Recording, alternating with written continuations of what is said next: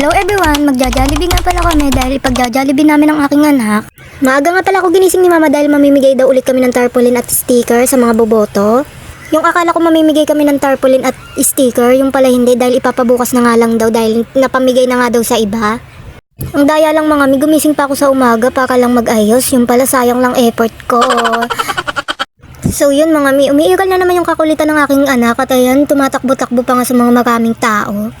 Sobrang kulit ng aking anak, daig pa yung mga batang makukulit talaga. Naka-order na pala si mama ng makakain namin dahil nagugutom na nga kami. Pakibilis nga mga miss. Hala! Yung anak ko talaga sobrang wild. Akit pa yan sa hagdan mga mi.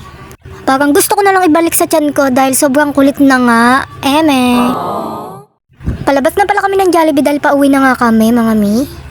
Dahil sobrang kulit nga ng aking anak. Nakuha na pala ni mama yung order namin dahil pauwi na nga kami neto. Palabas na nga kami dahil nandyan lang naman yung e-bike namin sa labas. Nag-take out na nga lang kami dahil sa bahay na nga namin kakainin to. Pasakay na nga pala kami sa e-bike dahil nagugutom na nga ang aking anak. Kinukuha ng aking anak yung coke dahil nauuwaw nga siya. Todo video na naman si ante dahil ganda-ganda na naman siya sa sarili niya. Hala!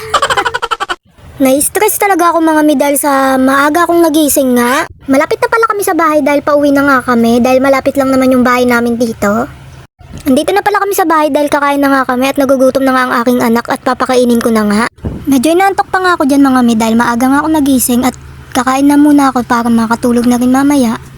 Kain tayo mga mi dahil nawawala yung antok ko dahil pag nakakita ako ng gantong kasarap na pagkain. So ayun, hanggang dito na lang. Pa-like and share ng page ko. Thanks for watching!